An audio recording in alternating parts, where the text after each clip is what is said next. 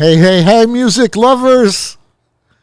Welcome to Northern Echoes. This episode is coming to you from Toronto, Ontario, Canada, where summer is about to arrive. The snow just left yesterday, and the snow tires are on, and it's almost Canada Day.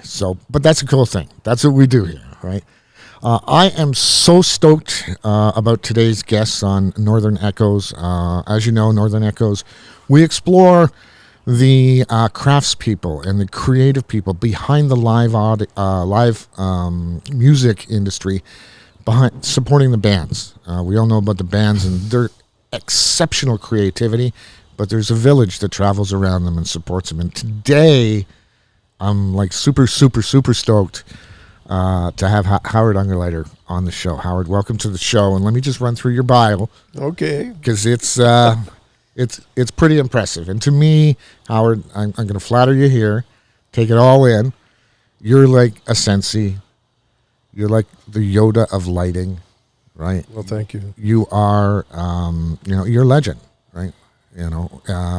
Anybody that's ever been to a Rush show or maybe seen Def Leppard or a host of other bands, they have been treated by your creativity. And you've now also got, and you've had for quite some times, your own company. You're a founder of and director of production for Production Design International Incorporated. Co-founder with Brian Beggs. That's Beggsy, as he's known in the industry. Yes. Miss Beggsy's. Tell him I said, hey. Okay.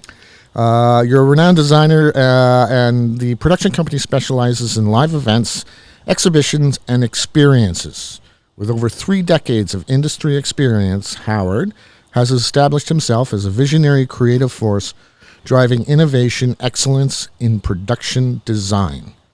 Throughout his illustrious career, Howard has collaborated with top artists, brands, organizations, crafting unforgettable experiences that captivate audiences worldwide. His work spans iconic concerts, festivals, product launches, and exhibitions, showcasing his exceptional ability to bring creative visions to life.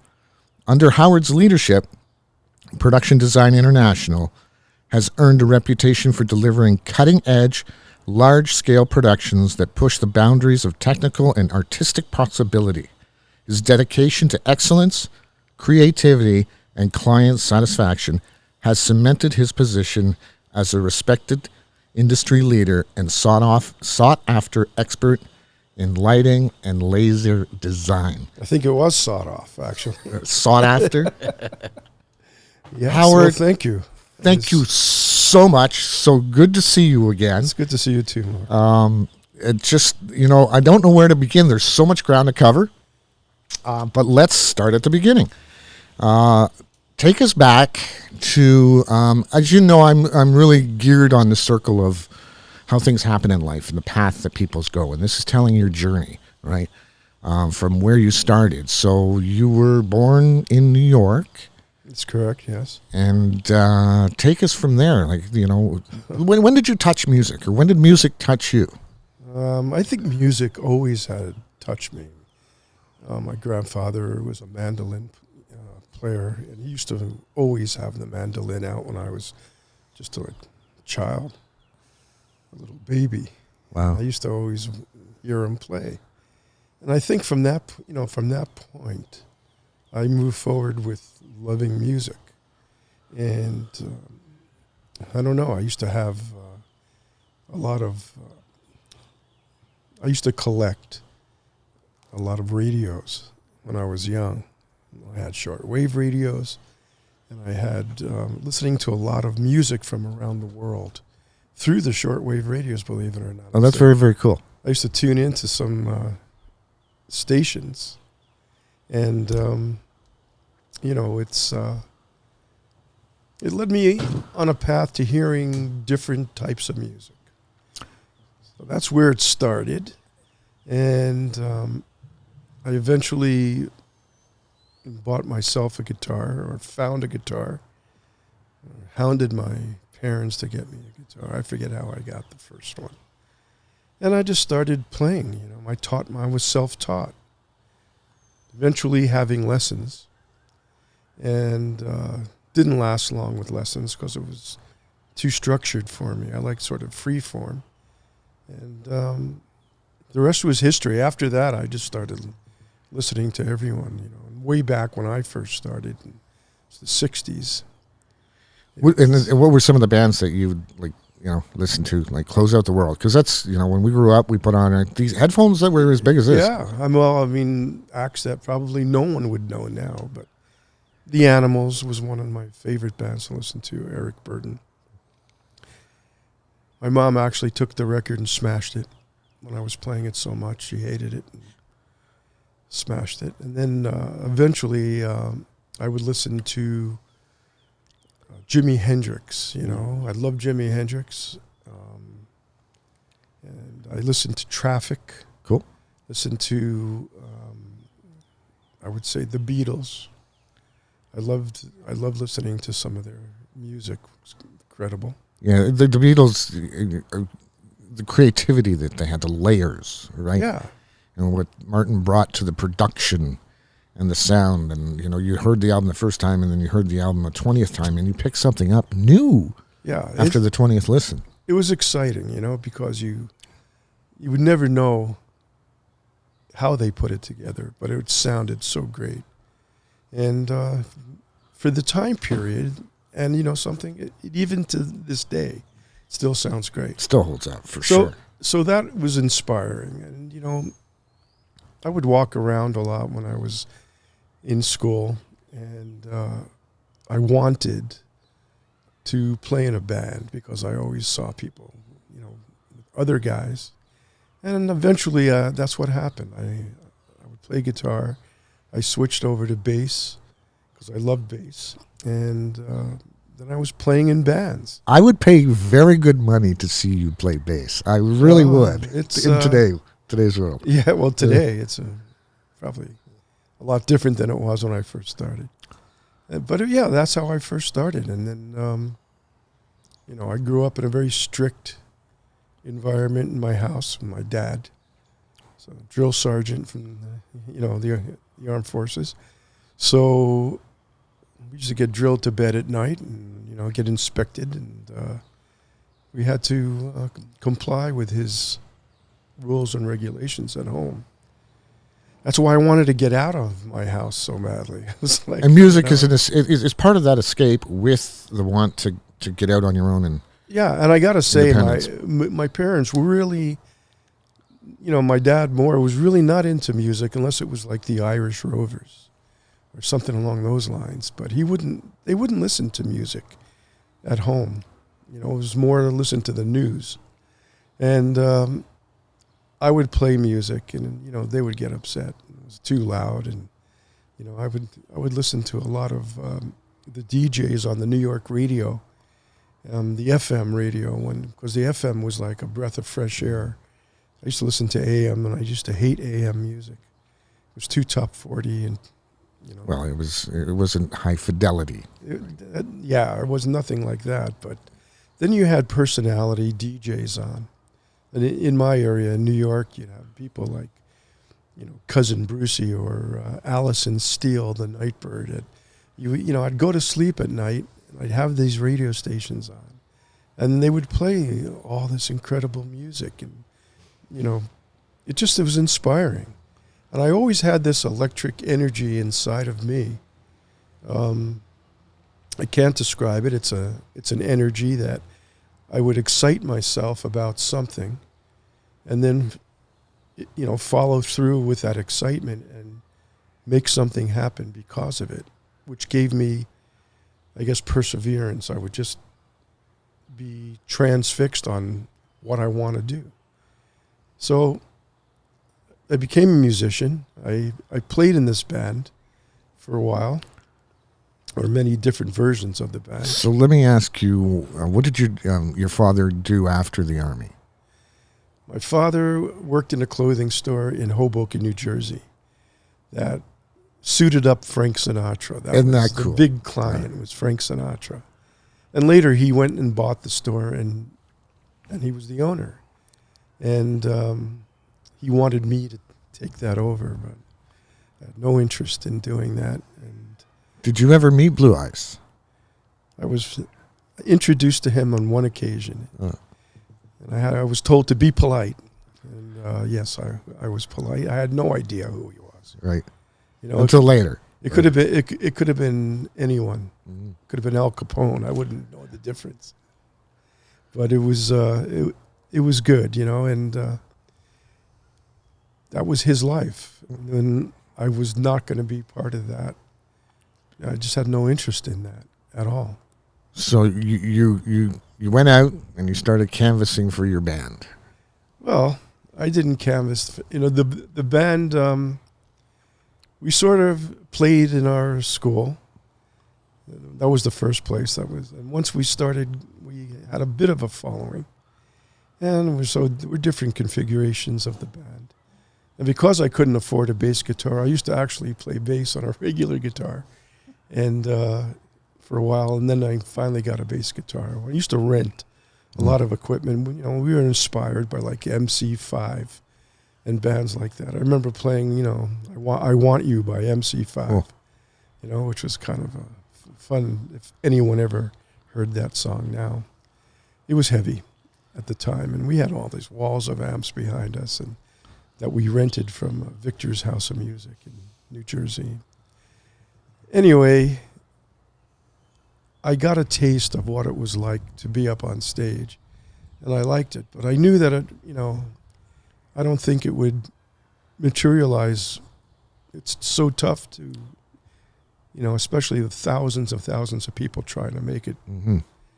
It's like, so my dad said, you know, you got to stop this and get a job, and you're going to university, so, you know, you have to give this up. You have to get serious. I'm not a serious person. That's the last thing I wanted to do was get serious. But I did wind up going to, excuse me, Monmouth College. Now it's called Monmouth University. And I went there, and about a year and a half, I joined a fraternity while I was there, and then I got thrown out of the school for a fraternity prank. That was... This is this is a great story, right? So you were trying to impress some people, yes, from what I understand, and as a fraternity thing, you needed to actually it wasn't go out and get something to impress them. Well, it wasn't to impress them; it was to show how loyal we were to a cause. Oh, and that even better, and the cause was, you know, the normal cause for a young guy, right? It's two young girls who had a dream, and we wanted to fulfill that dream for them. And that dream was we always wanted a horse, to own a horse. I'm like, are you kidding me? And they said, yeah. So I thought about it, and I remember driving around. I was going to say, where are you going to get a horse? Well, this is a good question, but I remembered, you know, I was down in Long Branch, New Jersey in this Monmouth College at the time. And I remember driving around and seeing this field, you know, about maybe a half hour from where we lived. And I lived in like a two-story sort of, what they call them, garden apartments, but it was apartment upstairs and apartment downstairs. I had some roommates because we were all in school. But the downstairs roommates were Vietnam vet guys that are friends of ours. So you've got tactical friends. So we have some, you know, some room to move with different things with those guys down there. So I remembered where I saw that horse. And it wasn't a horse, it was a pony, to be exact. Because we were driving around in a Volkswagen van, and I had taken, you know, I had a bed in the back and all that. It was like 60s, right? 60s van. And now we're in the 1970, 71. And I decided that I will go get this pony. We'll somehow get it in the Volkswagen van so the head is between the passenger seat and the driver's seat, and take it to our apartment where we live, where we disassembled the bedroom and made it a little horse stable. So I call the guys downstairs, have them, they get the wire cutters, and I get the van, and they follow us with their car. And I get to this place, and it's like 2 a.m, and I took a white bed sheet just so I can cover the horse with a white bed sheet, so no one would see that it was a horse. That makes sense. Total sense. It is what it is. Yeah, that's all I got. This is what we're going with. Let's roll with it. And they had the wire cutters, and they had the chain cutters, and we cut the locks on this. And we got in, and we corralled the pony, and we put it in. We got it into the van the exact way I envisioned it, with a white bed sheet, except for what we didn't expect was the horse having to use the washroom. Road apples. Which is the van. Yeah. The washroom was the van. Muffins. And there were a pile of that happening that we didn't expect.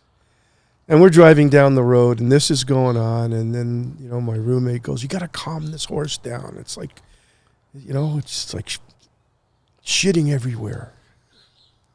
So I'm like, okay.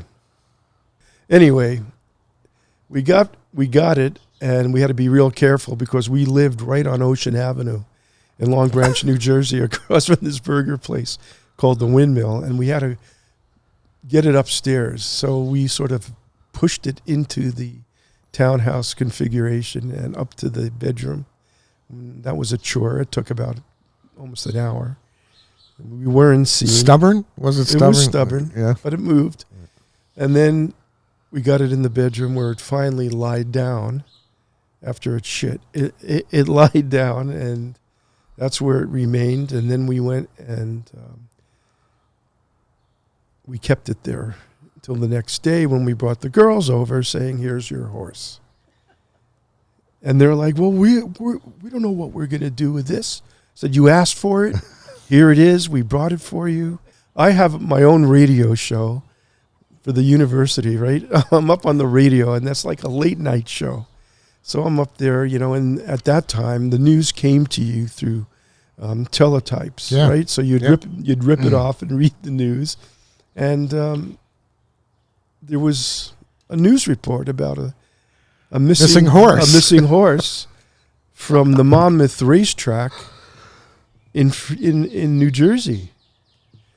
And I'm thinking, the Monmouth racetrack. That's you. So it turns out that this place that I saw was the back lot of the Monmouth racetrack. The stables. The stables. Yeah. And this little pony that we sort of absconded with was actually sort of like Tony Soprano's gift to his daughter that Beautiful. they were keeping there. It was not good. It was not a good thing. Anyway, I come home. I said, we got to get rid of this.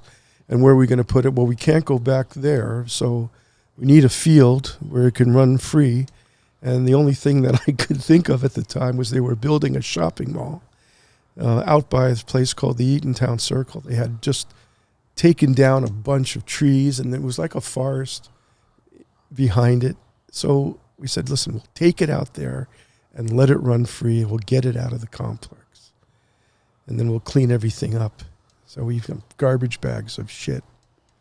Big, oh, here, get that out, too. Big right? black Glad bags packed, right? Anyway, we got rid of all this. And we had to throw it in the dumpster at the complex. And then somebody eventually complained about the smell. But in the next 24 hours, I said, after seeing that article, I said to my roommates, listen, we got to clean this place like spotless, right? Because no remnants of any horse or anything or smells or any of that. So we wound up spending that whole evening Lysoling everything. I mean, when we were done, it smelled like a hospital. Right. It's like, anybody who would come in there and be like, wow, you guys are so clean. Clean guys. We put the bed back in the bedroom, and it was like, we thought it was the end of the story, but it wasn't. Eventually the feds were involved, and they took a clay tire tread print of my van, and they narrowed it Well, down. they went that far, right? Oh, yeah. Yeah. They went down and they figured out that what vehicle it was that takes these tires.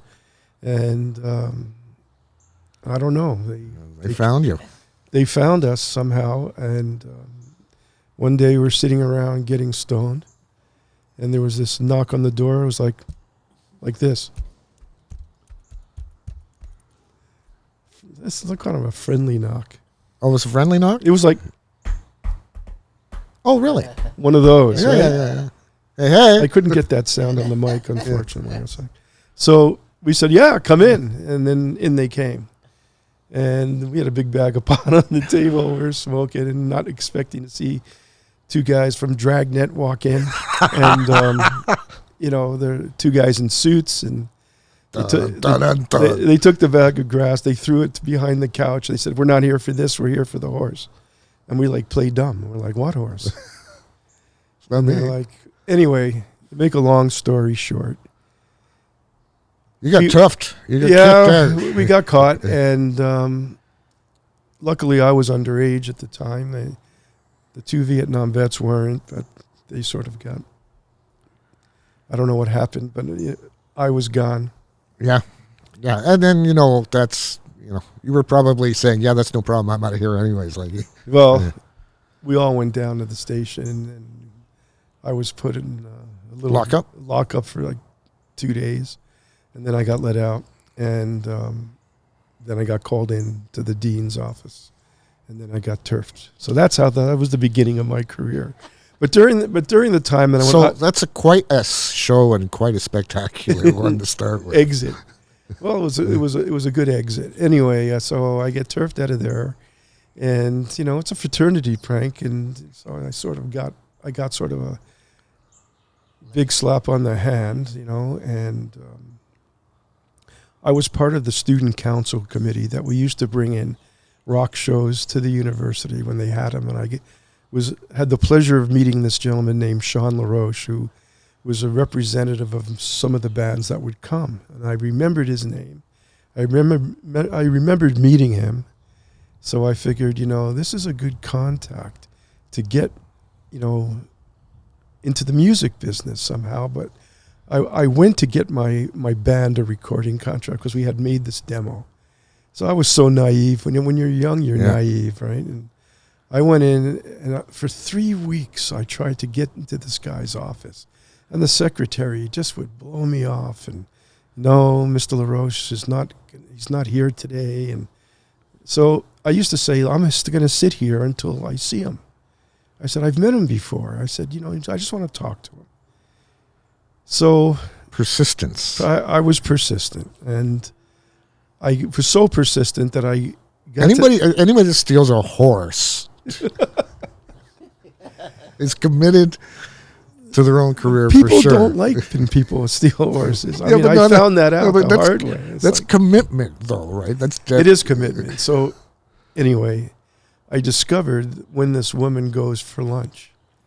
And I figured, okay, when she goes for lunch, I'm just going to walk in and look around to all the offices behind the reception area until I find them. And I did. And that's what I did one day. And he was not at lunch. He was behind his desk. And he went who the fuck are you? And I'm like, okay, I'm Howard Ungerleider, and I met you when I was at Monmouth College, and, you brought some bands in, and I just want to talk to you. And he goes, why do you want to talk to me? And I told him, I'm trying to get my band a recording contract. And he goes, what are you, an idiot? He says, do you know how many bands there are out there? And you know how many make it out of those bands that are out there? And I'm going to tell you right now, there's thousands, and it's not going to be your band. Yeah. I went, okay. He goes, why don't you learn about the business before you walk into somebody's office and disturb them? Because obviously you know nothing about the business. I said, but I want to learn about the business. He goes, okay, you start at the bottom. I said, well, what do you do? He says, deliver coffee and tea and make sure people you work for are happy. He goes, and then eventually you'll get to the mail room. Will you be able to mail the mail for them to wherever it goes and prove to them that you're capable of at least doing that? Because coming in here, you're an idiot. He said, and so this way he got upset and he sort of reprimanded me. And then he said, okay, you're in luck today because I'm going to give you a couple names of friends of mine who may need your assistance in the coffee delivering area. I said, great, I'm ready. And then he wrote a bunch of names down. And then I went around knocking on these doors. Dedication, persistence. Yeah, that's it. And a dream. You have to have that dream. Yeah. And when I'm listening to the story, I'm thinking, this, like, I know I asked you a couple weeks ago, I said, have you started your book yet? Right? I haven't started your, this is more than a book. This is a National Lampoon induction at the beginning, right? Maybe. Yeah. Anyway, so anyways, you're working and you're I'm trying to get a job. Yeah. I'm doing. So meanwhile, I'm living in New Jersey, and I have to take the bus from my house every day in New Jersey early in the morning, and then ride into New York through the Bronx and hop on the subway down to Manhattan. So I've been doing this back and forth. I see some of my best friends' parents going to work, and they're like looking at me like, what are you doing up so early? And I'm like, yeah, I'm going and trying to find a job in New York. They're like, wow, why don't you tell my son to do that? I'm like, well, I'm on a mission here. So eventually I go to this place. It was called Action Talent at the time, and it was switching over to American Talent International. And it was owned by Jeff Franklin, who was running it with two partners. And the two partners were a guy named Saul Safian that handled... I knew there had to be a Saul in the story. Yeah, Saul Safian, who handled the Nashville country scene, and another guy named Ira Blacker, who was handling the rock part of it, and then Jeff Franklin, who was the president, who was overseeing signing of the bands that he brought in. But at the time, when I first worked there, it was only two bands. It was the Brooklyn Bridge, I think, and Stevie Wonder at the time. And I went to the office, and there was a receptionist there. Said, "Yeah, can I help you?" I said, "Yeah." I said, "I'm looking for Mr. Franklin. I've got his name from Sean LaRoche. I'd like to speak with him." So they said, "Okay, well, hang on. We'll see what we're going to do now." So they went. And I hear in the background her talking to Franklin. He's like, "What does he want?" It's like in the background.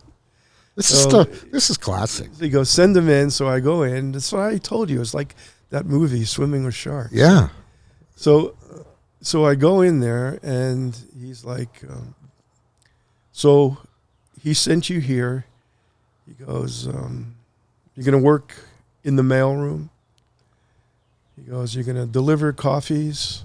Is that what you're telling me?" I said, "That's what I'd like to do. That's what I talked to Sean, and Sean said, you may need someone like myself." And he goes, "Okay, you're going to start on Monday. You're going to be here at 9 a.m., and you're going to have coffees ready and delivered to at least 3 of us." He said, "And then if you're late by even 30 seconds, you're fired." I said, "Okay, I get it." Yeah. So Law's been laid down. the next Monday I come in right on time.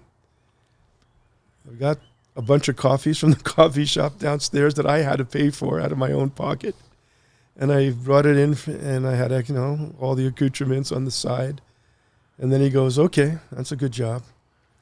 He goes, "I'm going to give you a few things to do, and there's a bunch of mail. You go see the receptionist, and she'll tell you what to do." And then from that point on, I had a job, and I kept that job for years.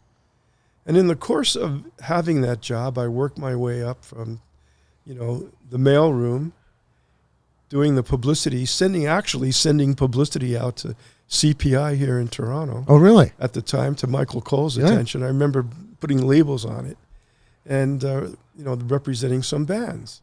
And Jeff Franklin went out and flew to England. And when he came back, he had signed like 60 bands and took up the whole floor of the building that we were in which was right at 888 7th Avenue. It was on the 21st floor. And it became one of the biggest agencies in North America. He signed all these bands, and all of a sudden, all these got more agents, and there had to be a dozen agents there. And eventually, over time, I was groomed by a guy named Bruce Payne, who was handling Deep Purple and Ronnie James Dio and all these people. And he taught me the ropes of being an agent, and I was allowed to be a junior agent.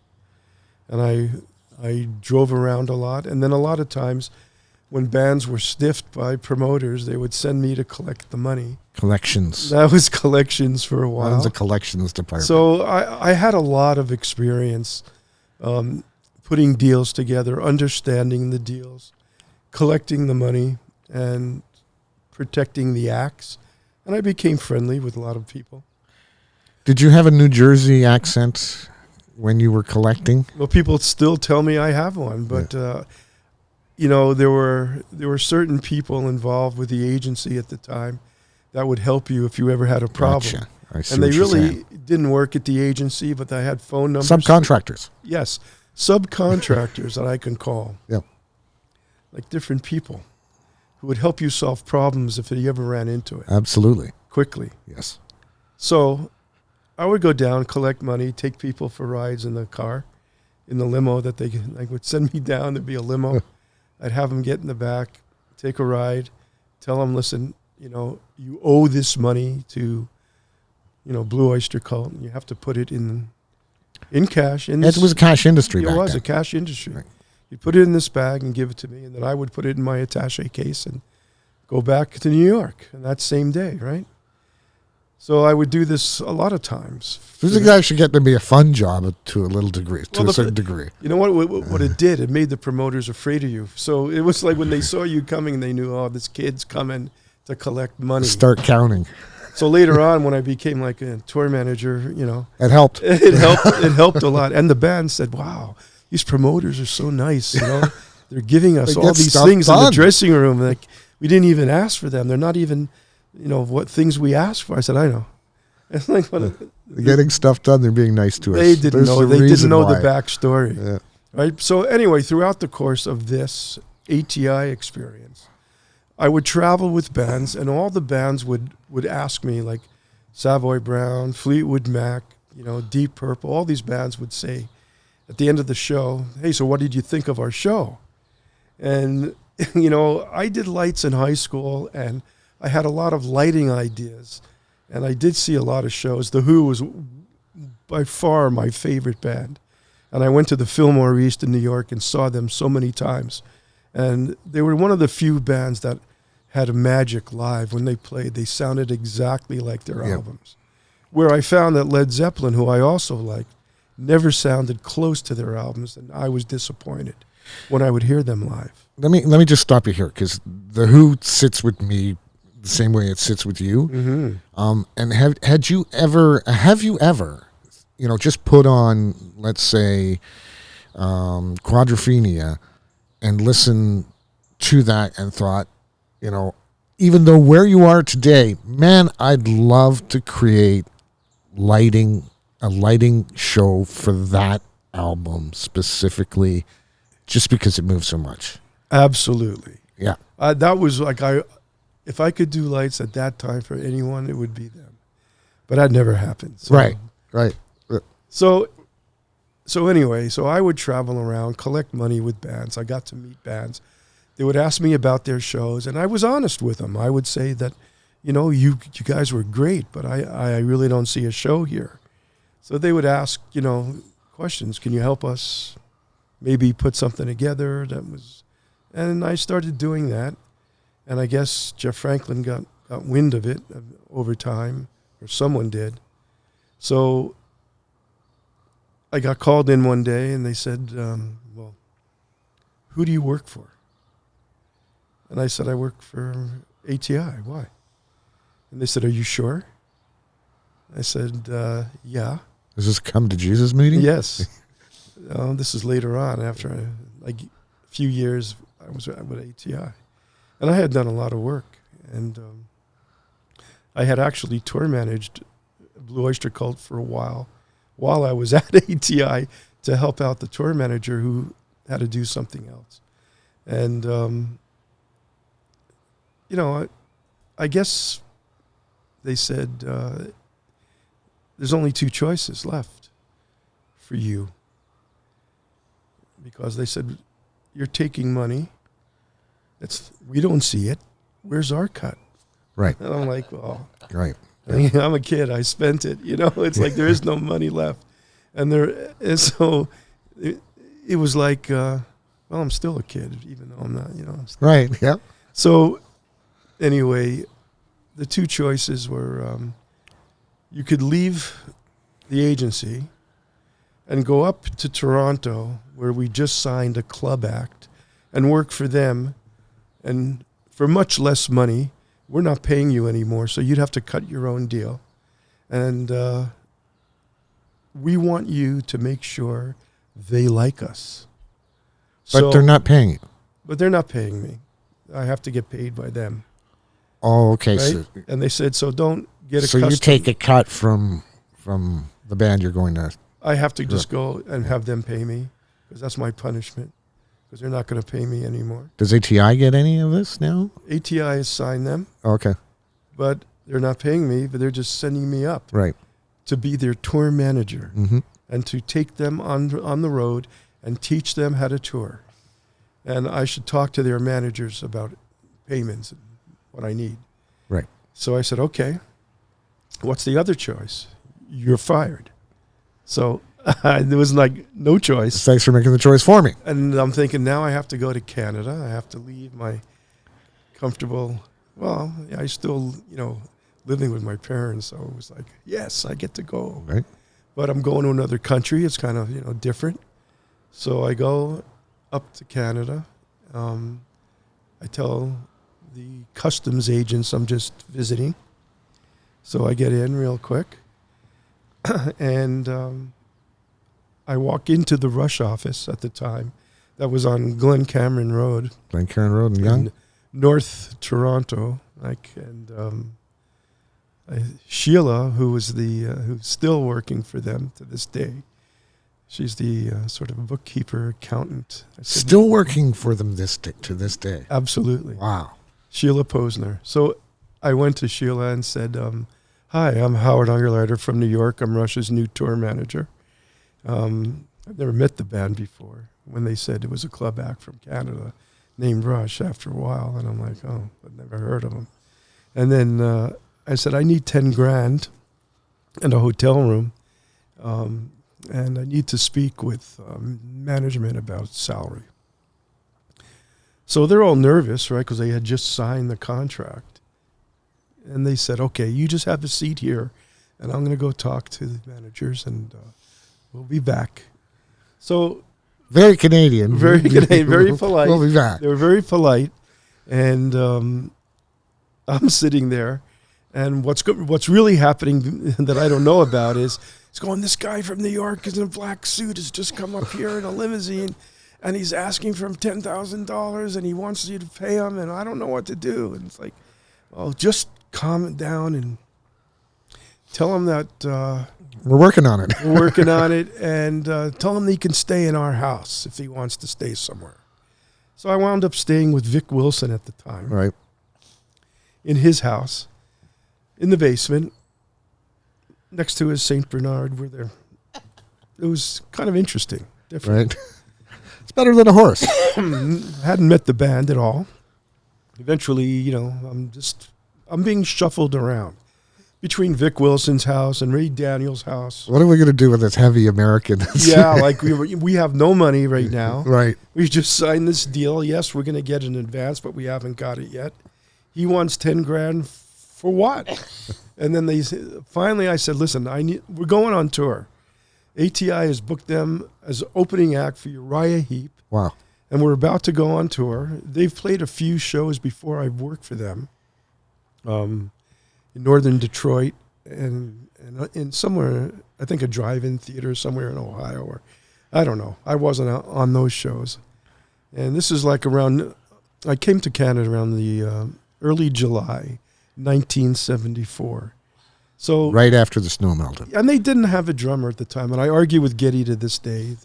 He says, no, we had Neil before you came. And I said, no, you had no drummer. You were auditioning drummers when I came. And Vic Wilson actually corroborated that story and goes, yeah, because you were in my house and they didn't have a drummer. I said, I know. But anyway, they hired Neil. And then we were able to go to Pennsylvania, to Pittsburgh, to do our first show with Uriah Heep, right, which I was the tour manager for. So that was very interesting. Welcome to Canada. Well, I did get a good welcome to Canada once when they did their Canadian run. Yep. We had to go up to places like Cochrane, Ontario. Very interesting. And In the summer or the winter? the winter. Oh. So, you know, after a little run, I can't remember exactly when it was, but we did a run in the U.S. We came back. I think we did a Canadian run after that. That was when I'm in the car with them going. We had a rented station wagon, I think, at the time, and we were driving up to Cochrane, where I'd never been. And we get halfway to Cochrane, and then, you know, Neil says, hey, do you have any warm clothes? Because I had a denim jacket and jeans. That was my, like, uniform. Right. And I said, yeah, I'm wearing them. This is my winter gear. They're saying that you're going to die. I said, what do you mean I'm going to die? I said, you know how cold it is out here? I said, yeah, it looks pretty cold, but I'm not going to die. I'm from New York. I have that New York attitude, you know, like what? It's fine. Any temperature. He goes, okay, pull the car over. Geddy goes, pull the car over and get out. And I want you to take a nice deep breath of fresh air. Oh, there you go. And then come back and let us know if you think it's cold or not in those clothes. I said, okay.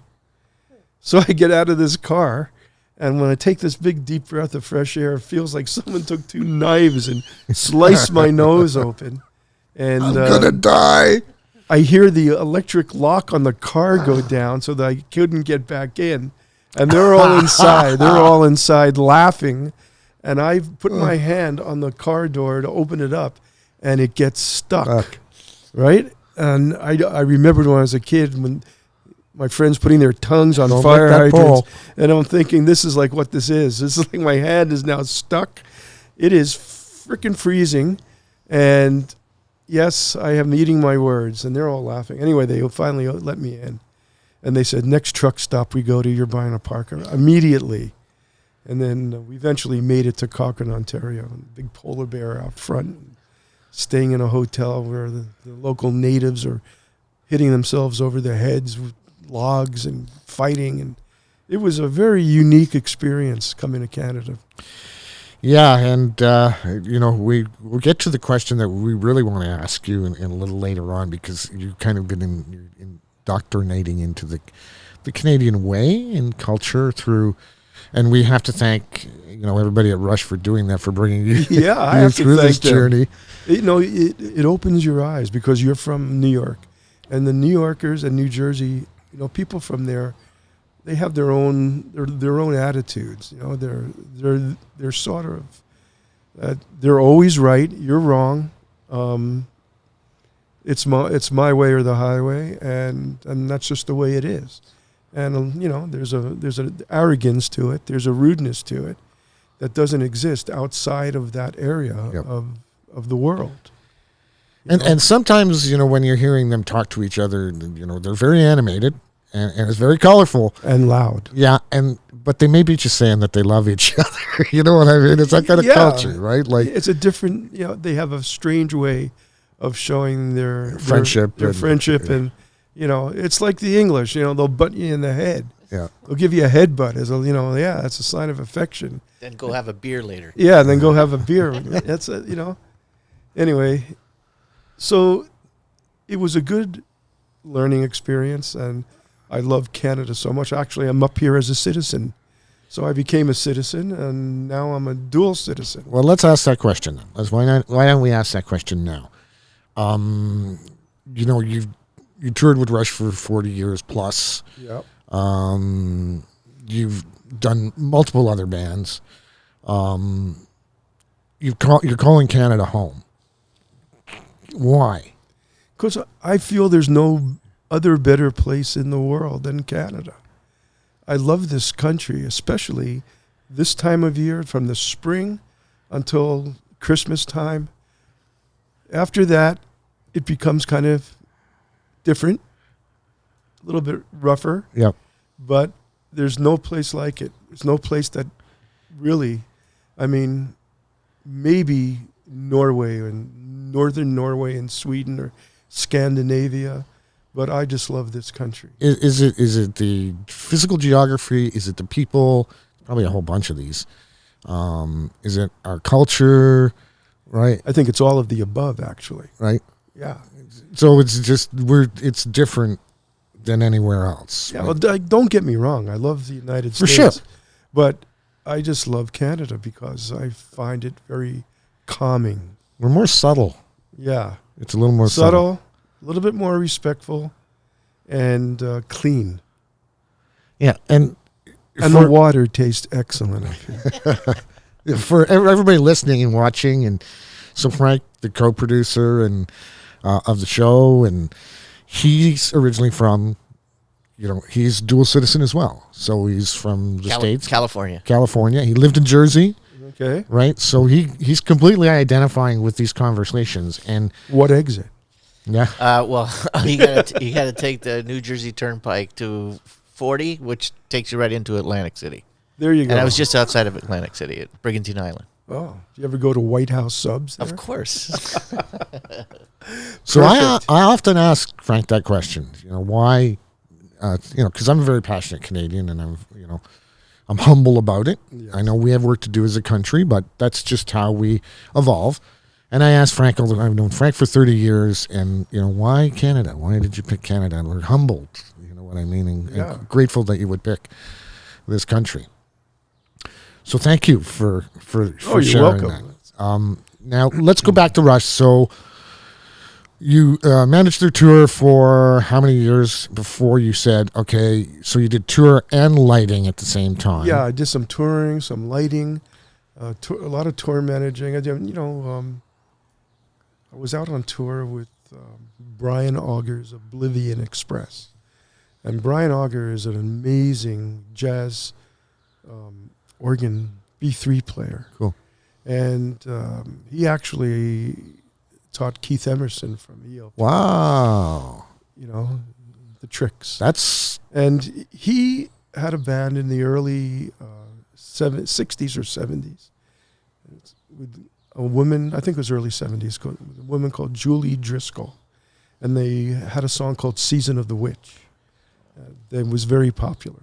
And it was covered by some people. So I was on tour with Brian. I was on tour with Blue Oyster Cult for a while. I was on tour with Fleetwood Mac for a while, Savoy Brown for a while.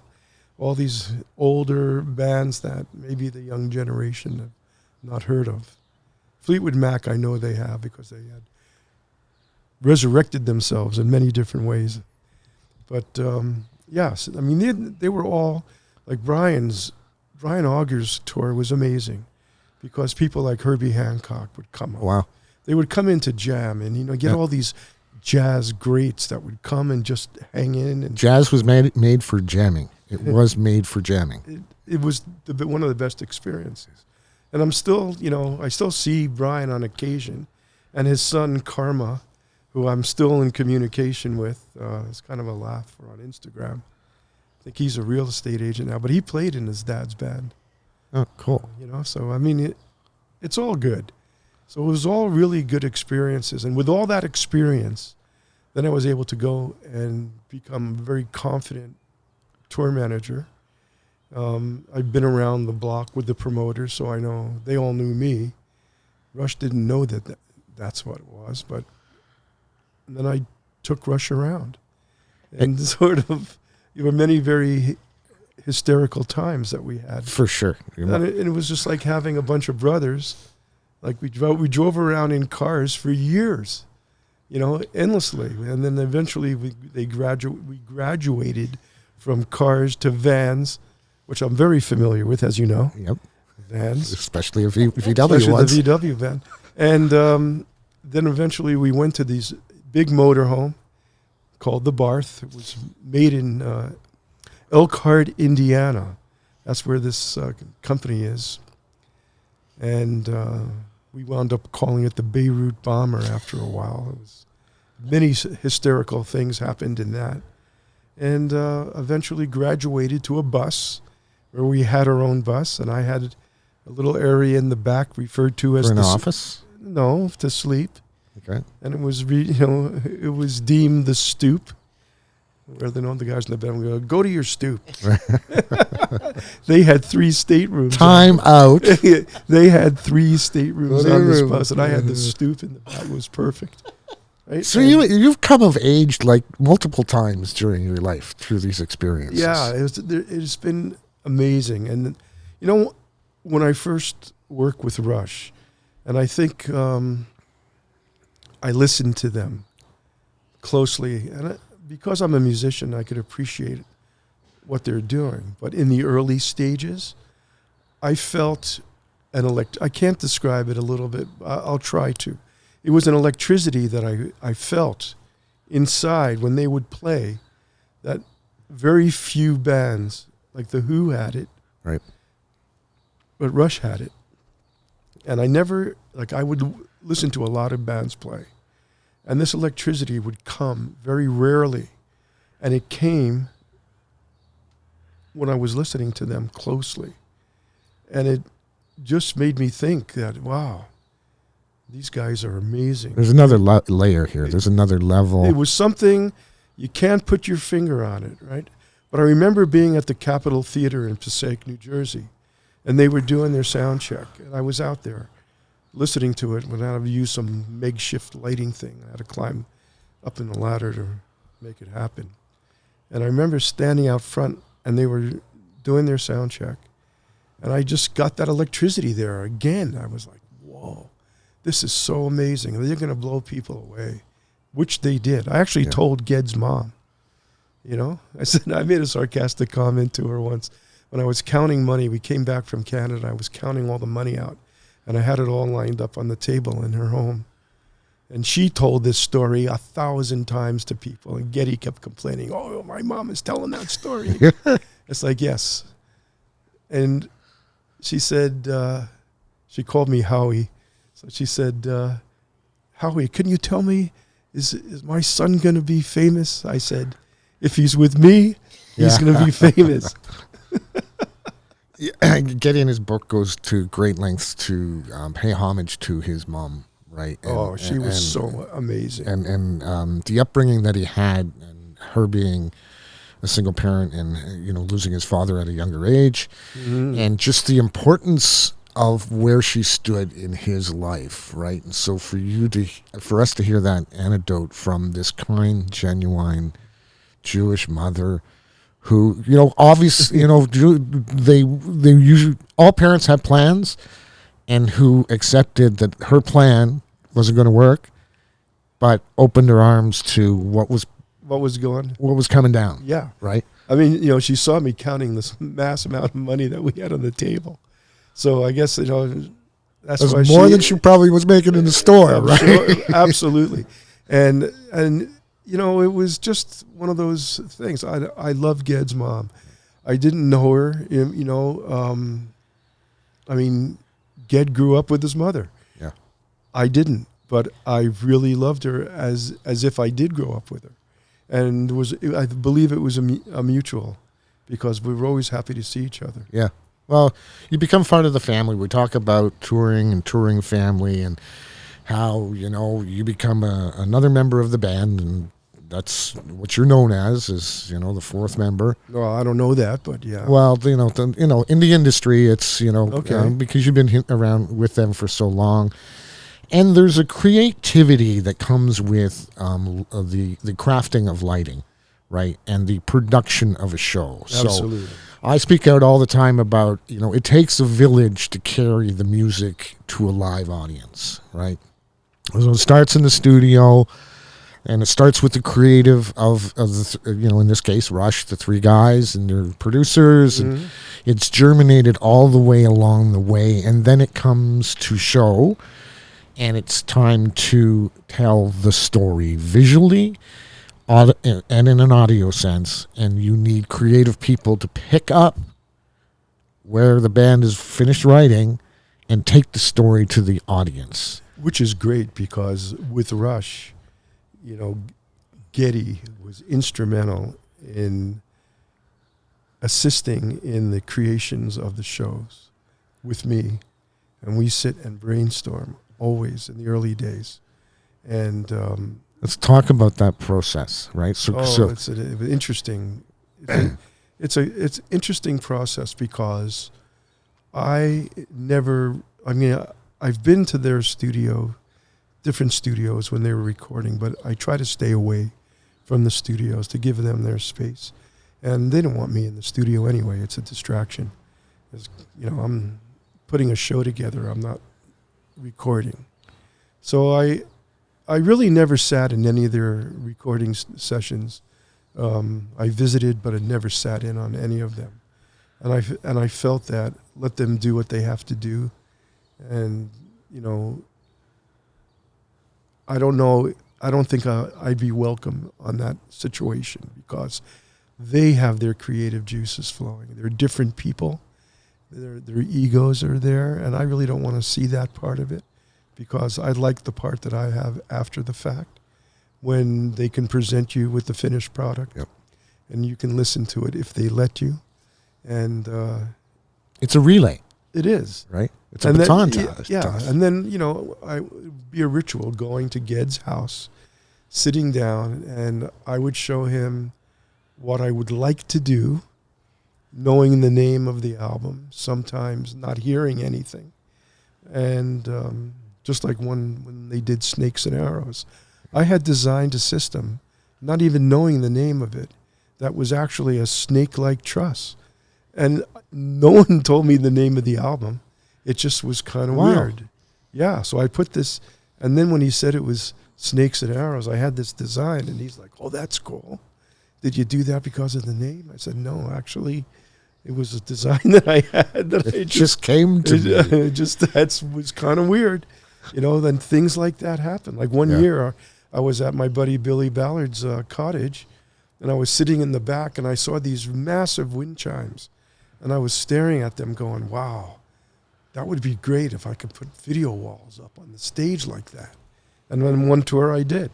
Very cool. I just put them up as wind chimes. And actually, Ged said to me one day, he goes, are you sure this is working? I said, yeah. He goes, but there's spaces between those video walls.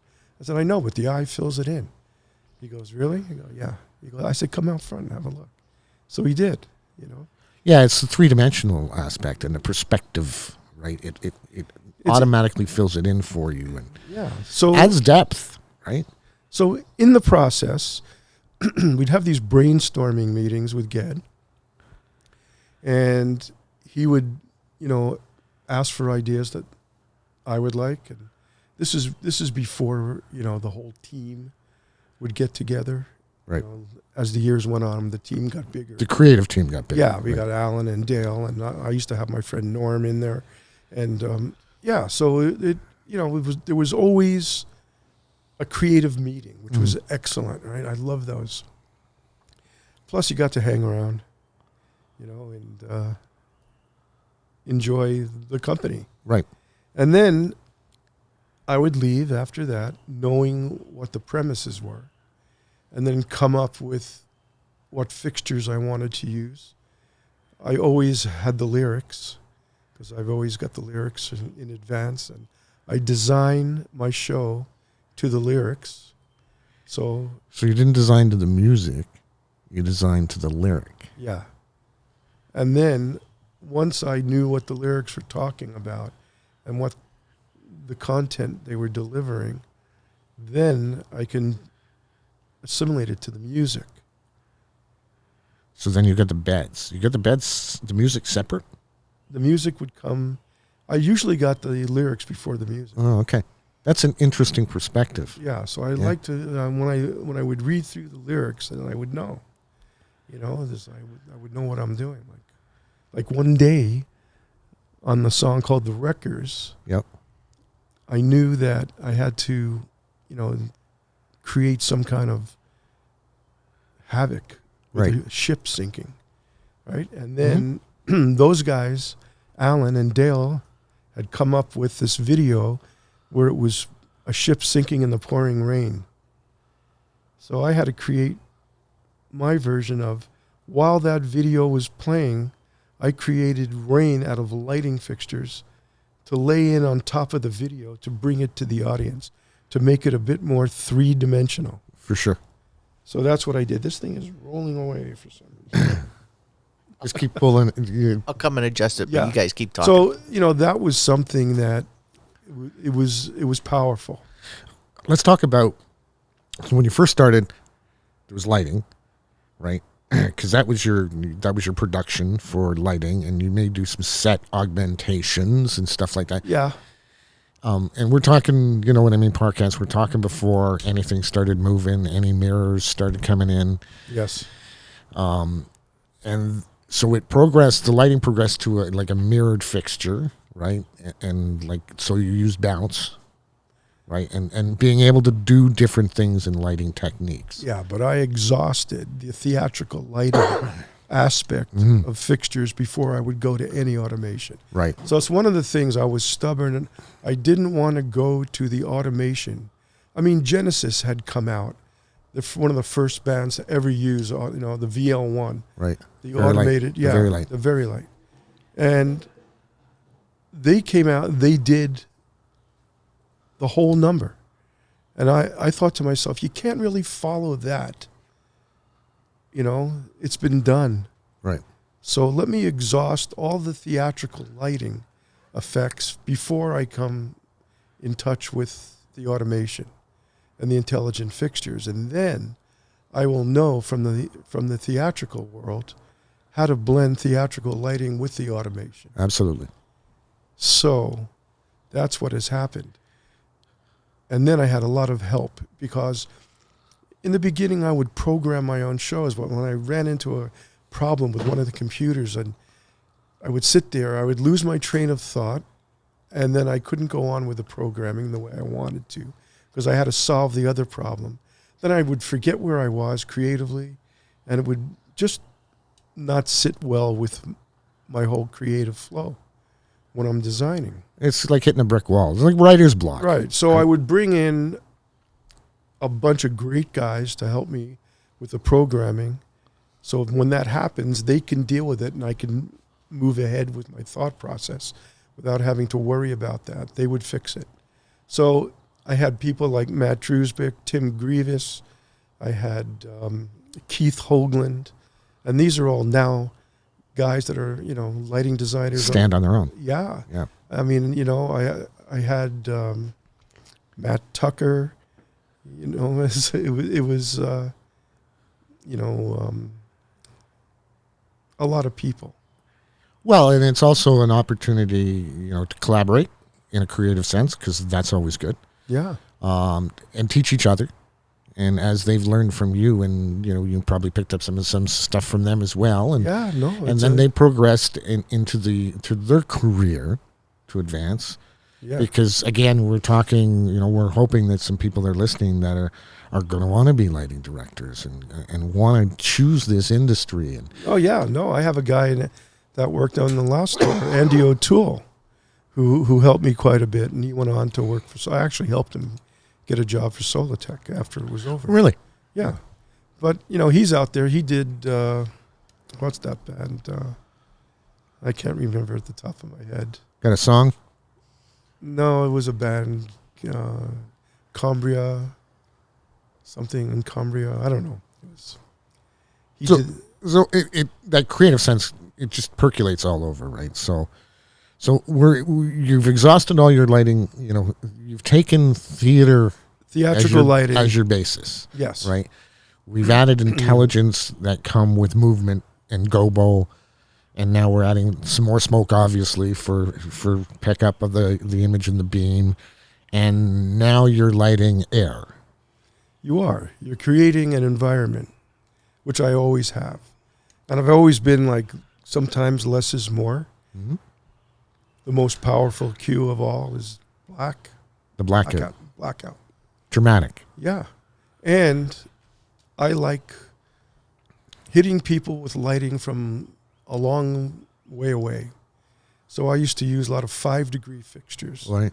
And narrow beams coming from the gods out of nowhere to a location that's theatrically perfect. That's a lot of glass on the lens. Did you have Tell me about it. Did you have a theater background? Like, were you involved in theater at all? I worked in our high school theater. And when I went to university, actually, that's another thing. This was a professor there before I got tossed out. This guy named Professor Huber, who basically told me I would amount to nothing. That actually really fueled my... Doesn't that invigorate you when it people does. tell It you got that? me so... When he said, "Oh, you're going to amount to nothing. You have nothing to offer us here." I said, "I know. I'm out." But anyway, the fact that he said that even made me want to succeed even more. Absolutely. And that kept pushing me. And I would, one day I was with my friend, Tim Pace, who worked at a club in Washington, D.C. called the Bayou. It was a very popular club there. And he said to me one day, "I'm going to this auction. You want to have a look? Come with me and see what we have." And we went down there and we found this box of marine beacon lights. And I said, "I never heard of those." He goes, they look like car headlights. Holy beam. So we brought this box back to the shop. And back then it was another lighting company down in Virginia that he used to go and get his fixtures from. It's called Atlantis Lighting. And we put them in par cans, but we did notice that they were DC, so they had to be wired up in series. Right. And the power was kind of different. And then we filled the place with smoke. And then we saw what the first became ACLs, or aircraft landing lights, but they were called marine beacon lights. And they were a series of 8, 13 volts. And it was amazing. But he liked them so much, and Atlantis Lighting letting us use their place said, "We want to use these for Little Feet." And I'm like, "Okay, go ahead." And they put them in the par cans, and they made them work, and they would be 8 at a time coming on. And then later, after all that, I went to C Factor in New York, and I talked to Bob C, and I'm like, I'd like to control these individually. And I like to make a lighting console that could run 10 groups of 8, and we can break them into 80 individual fixtures that are programmable. And he says, "Well, the only way you're going to do that is with a pin matrix." Right. He goes, "We can create a pin matrix, and you can put pins in and select the lights you want, and we can put them to submasters." And that's what we did. Over time, I created this board that had chase capacity. We had different pegboards that one would go to a submaster and allocate submasters for these lights. He put transformers on every one of those lights so we can run them as individuals. You could take any combination of the 80 lights and create patterns out of them and put them to submasters, allocate them to chases, and there's like 6 different chases. So I had this board that was magical, that did things that no one was doing at the time. So this is the infancy of addressing individual fixtures, and then it went to dip switches. Yeah, right? exactly. And then digital, right? But the pins were the first thing I had. And everybody was looking at it like it was like massive cribbage boards, right? Right. It was like crazy. And you needed to do this to create that definition and change in scenery. Yeah, to set Rush apart from everything else that was out there. And to have people like, there were some effects I would use for maybe 15 seconds, and that was it for the night. And my crew would hate it. You made us put up 110 of these. That's and the you're only space using shuttle it, right? effect. Yes. So, I get a lot of flack, but it was okay. It was well worth it. So this sounds like here's the perfect amalgamation of, say, I can see 2112 starting around this time where you're really starting to, Yeah. you know what I mean, find that theatrical rock show music ride all in one. It's finding the cash to do things. Budget. Because, that back then there was not a lot of, it takes a minimum of 5 years of hard work for a band before they see any money. You know? Oh, for sure. It's they're not really, they are doing it for the money, but they're not really doing it for and the money. depending upon what kind of deal they sign, all these cash advances, Yep. they're recouped. They're floats. So the managers are very aware of how much money to spend, and they don't like you spending money on lighting, or anything that's going to cut into the profit. Well, and then that's come a little bit full circle to where the concert industry is today, where most, larger bands and bands that ultimately do sell full CDs and stuff like that, go out, have the luxury to be able to go out on tour. They have to provide large production. Absolutely. Yeah, there is, every show now, they're charging so much money for the ticket. It's got to be a spectacle. Yep. Okay? What kind of spectacle? Well, I'm finding that the newer shows, or some of them are losing their capability of drama. I think, I love what they do at EDM, but that's EDM. Don't bring EDM into the world of concert touring, because once you do that, you're taking all the passion and all of the theatrics away from an artist. Okay? Flash and trash, you could only deal with, for so long. But That's one song you can have that. Yeah. The next song has to be a purpose. There has to be purpose in meaning and song selection when they go through that anyways, right? When you're creating a show, you have to create a show with highs and lows. Yep. And drama.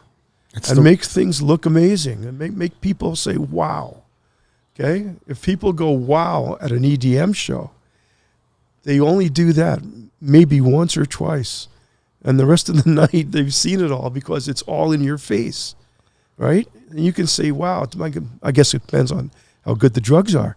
And then, but there's another echelon. There's another echelon of this. But I'm telling you right now, on a show that you want to deliver a message, you need theatrics. And Rush was the perfect musical ride for where you wanted to take it. I think it bounced back and forth, right? So it was great. No, Queensryche also was awesome, Yeah. And then that Operation Mind, Crime, and Empire. And Empire, those were the incredible. Yeah. And, even Def Leppard, the first time they went in the round, and I had designed that rig for them. Was that Hysteria, or what tour was that? That was Hysteria. Yeah, Hysteria. Yeah. That was that was their North American breakout tour. Yeah, we rehearsed that in Glen Falls, New York. And that was in the round is totally different lighting technique as well. Completely. And a totally different build. It is. Right? So if anybody's familiar, trussing is linear, right? I actually had lasers under the stage with trapdoors. Wow. Yeah. That was wild. Yeah. And a guy named Charlie Cale from Brilliant Construction in the UK, created it for me so that when the laser effect was over, we would put the trapdoors back up and lock them so the band could walk over top of them, right? See, this collaboration through multiple levels of creative people in the touring industry, it's as much as writing an album and almost recording an album, the pre-production work, in just in the tour alone. There's a lot of work. Yeah. Right. And we keep coming back to these couple of things, that commitment and passion and desire and dedication. Yeah. And loyalties to what you do. It's like a lot of that has gone out the window. There's a lot of people that don't have those ingredients. Those are earned after years of service, right? Yeah. With anything else. I wanted to ask you about, as a lighting director and as a creative lighting guy, and then all of a sudden video gets introduced, because at one time it was just lighting and audio, right? And then video came in, iMag on the outbound screens, so the audience could have a more closer personal interaction with the artist that's playing. And then backdrops changed to sometimes screens, sometimes LED walls, and now the creative process gets a little different because there's a little push and pull on priority in regards to video versus lighting, and how do you make the both of them work together? That is a trick. Yeah. And with Rush, I had the opportunity to actually help with the coloration of the video process. Right. So that I would know, first of all, the magic of video is making it come out of black. Right. And people don't know what that is. But when a video comes out of black, it doesn't emphasize the shape of the video wall. So if you have a series of video walls and they're on all night and you're using grayscale and you're delivering video, you can always see the frame of those video walls. They just sit there and they etch in your brain. It's like, there's no screensaver for that.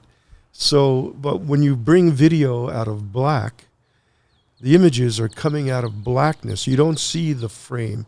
They become nebulous and floating through the air, which is really conducive to lighting. And this is something that, we've been doing lasers for tools since 2006. And I talked to Breck Haggerty, who's their video genius out there. And Breck has, been putting out massive video content. But Breck also doesn't control the artistic coloration of it. He's never had that opportunity, so they just give it to him, and he has to make it work the best possible way. But he's, I was talking with him for years about this, and on this past tour, I believe he was involved with it, and a lot of it is coming out of black, and it looks so incredible, and that whole show looks so amazing now. Well, it's part, when it comes out of black, it's part of the storytell. It is. It's not a slap in the face. It's a come here. Come on in. Exactly. Right. So like even with Queensryche, they're delivering the Operation Mindcrime storyline. Yeah. And I don't know if people know that, but it's a pretty sick story and pretty interesting. And there are characters, and their album, when they recorded their album, in between each song were like movie soundtracks of what was going on. The story of this guy Nicky, who was a control freak, who basically took a very, very, beautiful woman who was a nun and made her a drug addict and turned her crazy. And it was just, dark. And we had to bring this to life. And that's what I did on that tour. We actually brought it to life. And I created an amazing scenario where the character, Sister Mary, who played the nun, would do a duet in real time with Jeff Tate, the lead singer. And she was on the screen, and he's singing to her. And she's on the screen, and it was in real time. That's and theater. They were singing in harmony. And no one was doing things like that. It was hard to sync it all up. We had to give a click track to the drummer. He had to sit there and drove it with a click. And we were using 35 millimeter rear screen projectors to deliver it. Those are big. Where you need encoders. Yep. To make sure the motors run at the same speed. I found that out the hard way on Rush.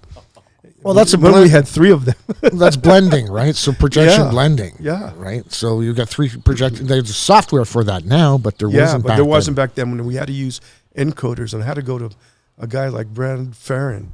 I had to go, I don't know if you know that. Yeah. Associates in Farron in New York. And I said, what am I doing here wrong? That these things are all out of sync. He's like, do you have encoders? And I'm like, no. He goes, are you counting sprocket holes? I said, that's pretty in-depth. So I learned that the hard way. And then, yes, from then on we did. And we had the time to correct it because we were in rehearsal.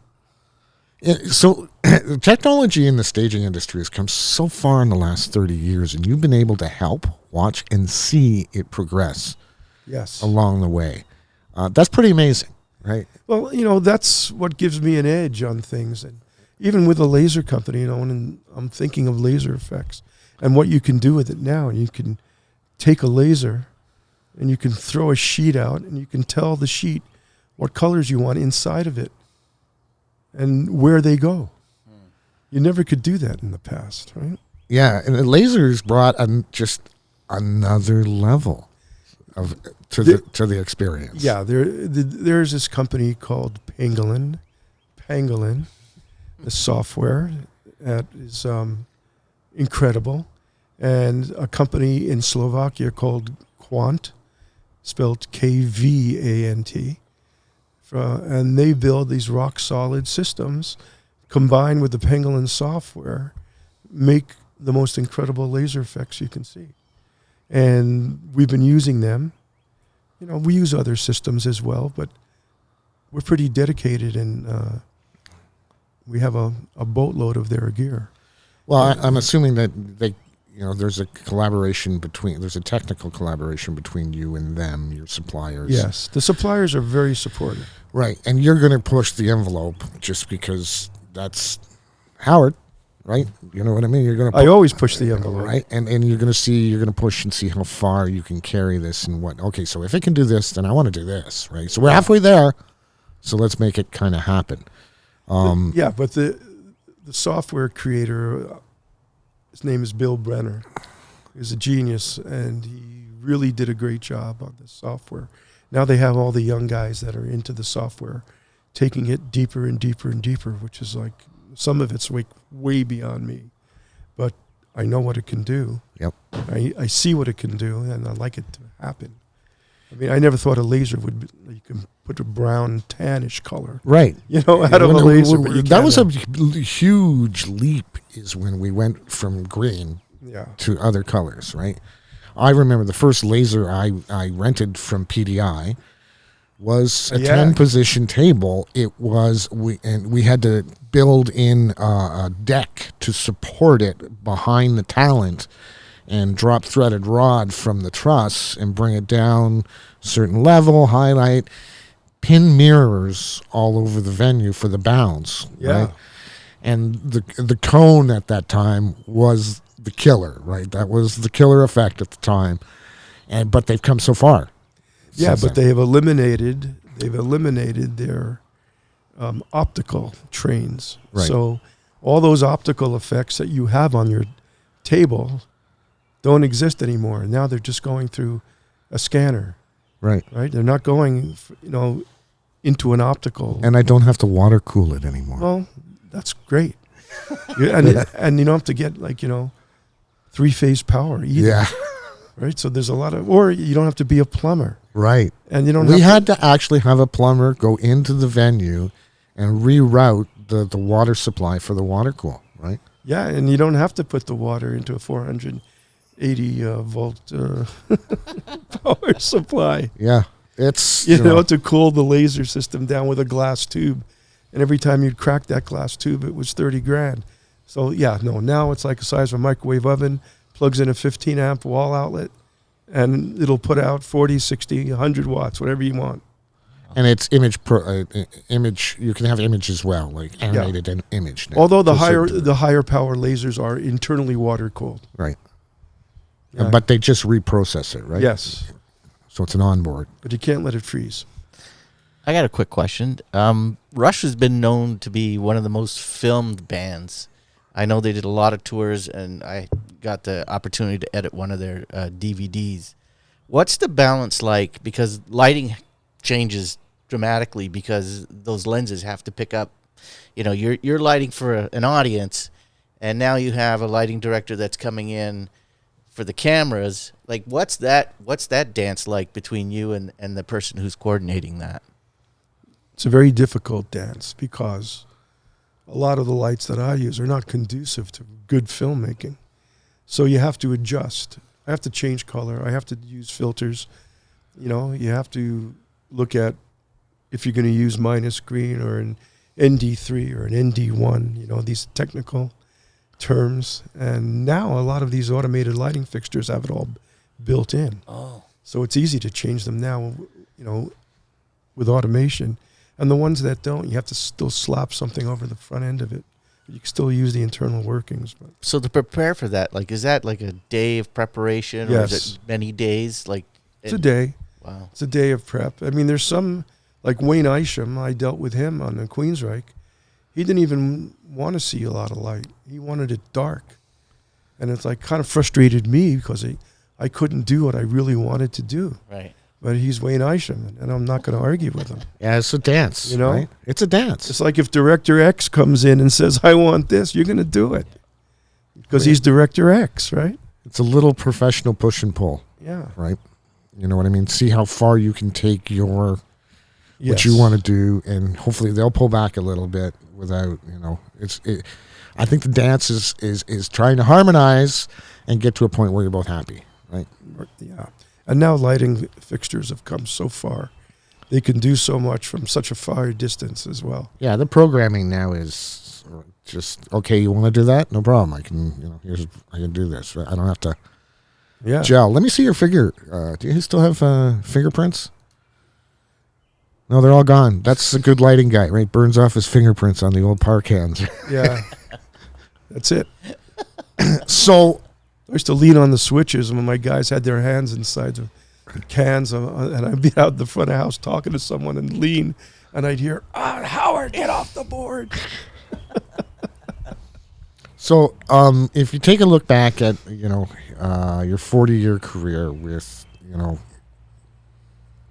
Canada's international pinnacle of band that nobody really noticed for 10, 15 years, and then there was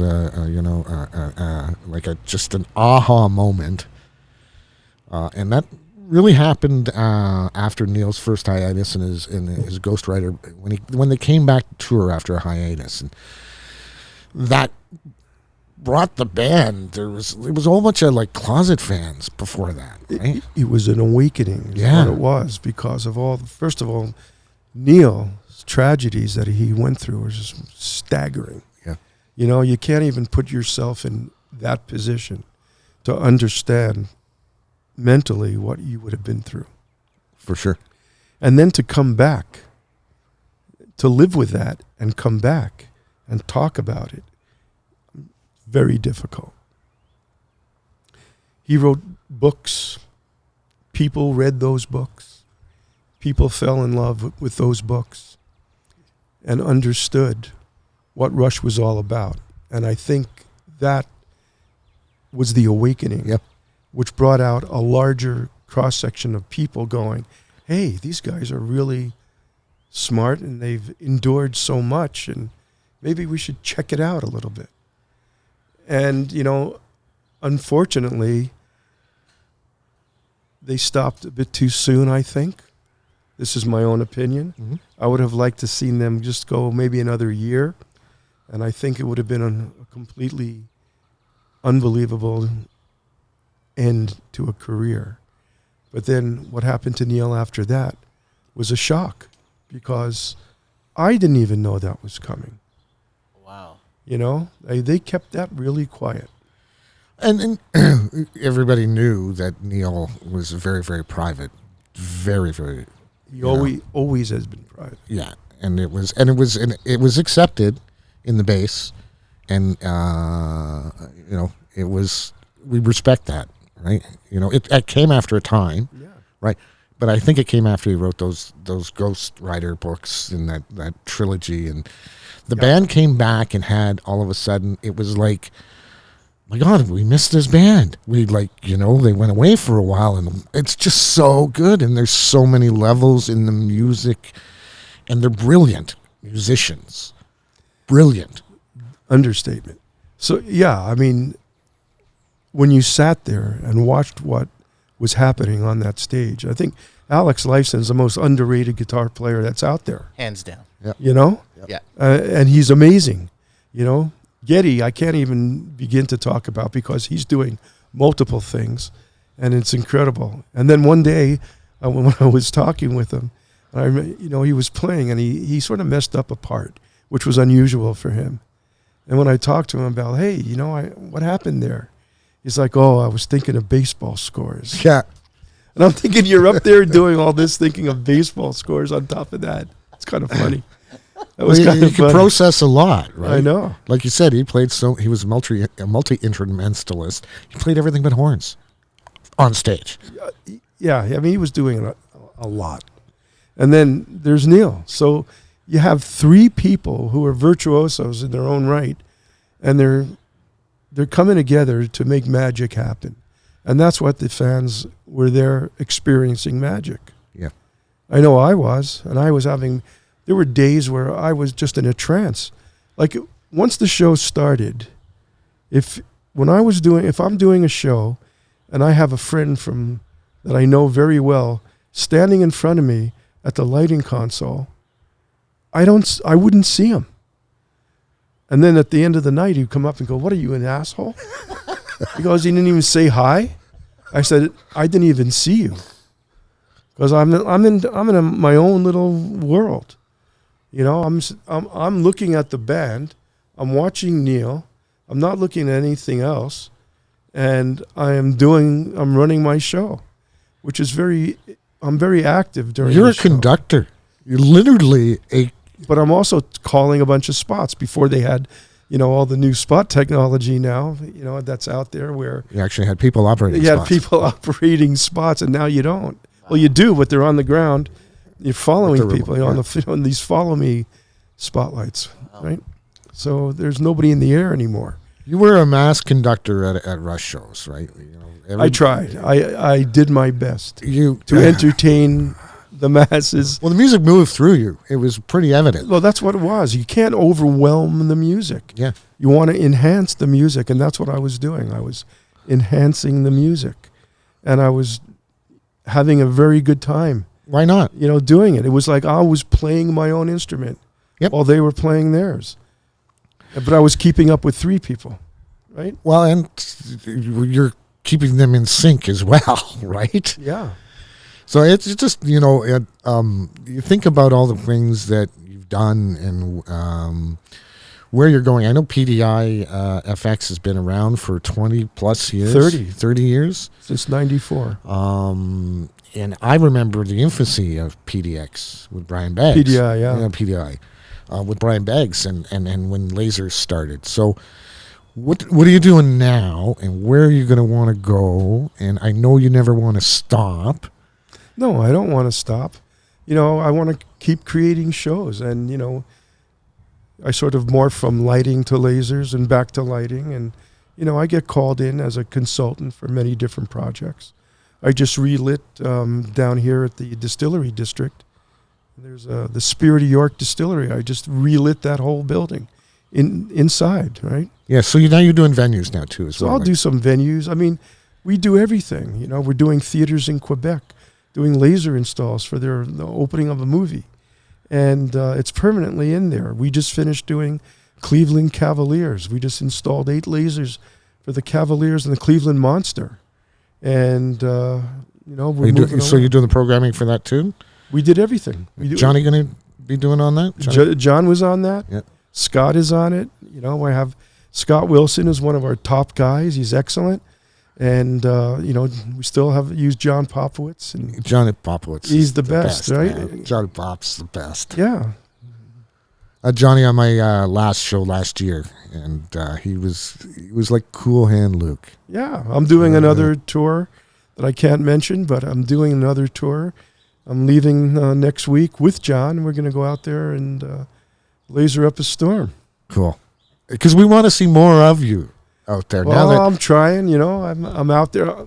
Hey, anybody want something crazy? I'm out there. yeah, and it's not just the concert environment, right? It's the live event environment. I've done a lot of corporate, and there's an application for it, and there's an application for venue too. So when venue, like architectural venue, I've read that you see lighting seen in architectural contexts. I do. Yeah. And that's great. I mean, that's how, this company Crossfade that brought us into the Cleveland Cavaliers. It's a gentleman named Eric Wade that owns that company. He's a lighting designer. He's amazing. And he has done Caesars in Detroit, Caesars Arena. He's put the whole ceiling of light in there. That's incredible. And he's just decked that place out. He's done the same thing for the Cleveland Cavaliers as well. They put in a whole lighting rig in there. And, it's just amazing. So we have collaborations with other companies. Yep. We have collaborations with individuals, and we're easy to work with because I'm trying to, like, no ego. You are the best to work with. Oh, thank you. I can personally say that you're a gentleman. I learned so much from you. You're humble, which is a great very trait. Canadian-like. Yeah, Very Canadian for a guy Exactly. from New Jersey, right? New York. Honest. Very honest. So I'll tell you one instance where I'll tell you a couple instances here. All right. So I was putting together a show with Howard for some lasers in arena. Was opening ceremonies, and we're just starting pre-production. This is just before the pandemic hit. We lined up all the content. Johnny Pappas had done it. Yeah. Payment, first down comes in, and then we're lining up, load-in dates, and we're drilling down on all that. And Neil had passed, right? And just before that, I had sent you an email, and within 12 hours, the announcement of Neil's passing came. But within 24 hours, you emailed me back and said, no problem, I'll make this work. And I hadn't even known. Right? And I didn't expect an email back from you because I knew that was a time to give you space, right? To give you space, space and time. Right? You get back to me whenever you want. Which we all needed at that time. Yeah. But you got back to me. And it was like, you didn't have to do that, bro. I know. I know. And then another time, we overpaid. And you sent back the overpayment. So the honesty, the integrity sits so well with me. Well, thank you. And I want to thank you for being a Canadian. No, it's awesome. I really appreciate the time here, and we can talk again. Yeah, you're coming back. Hold on. Okay, yeah. But We're coming back. You I got something would like to Frank? be Yeah. back. Before we leave, what can you do with this backyard? This backyard needs at night. It's it needs a little help. I'll need a few hours, but I have a solution. Again, thank you so much for coming on Northern Echoes. You're welcome. You're a big part of the echo in our country.